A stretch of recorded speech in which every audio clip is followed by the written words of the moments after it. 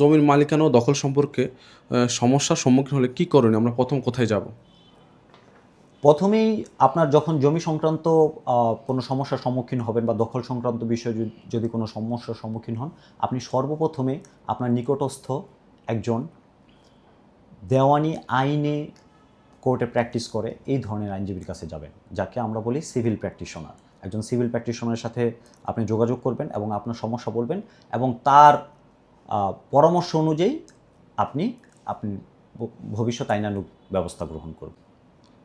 আচ্ছা, আমাদের যে স্থানীয় লোকাল যারা সার্ভে কাজ করে তাদের কাছে যাওয়া যাবে কিনা বা তাদের সহযোগিতা নেওয়া যাবে কিনা?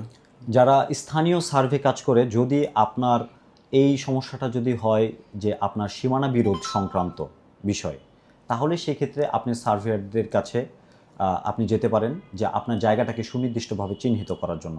আমাদের দেশে যেটা দেখা যায় সাধারণত, যে আমার জমির মালিকানা আছে এক জায়গাতে, কিন্তু আমি হয়তো দেখে গেছে যে একটু সরে যেয়ে অন্য জায়গাতে অবস্থান করতেছি। এই বিষয়টা জানার জন্য বা সমাধানের জন্য আপনি স্থানীয় সার্ভেয়ারদের সহায়তা নিতে পারেন।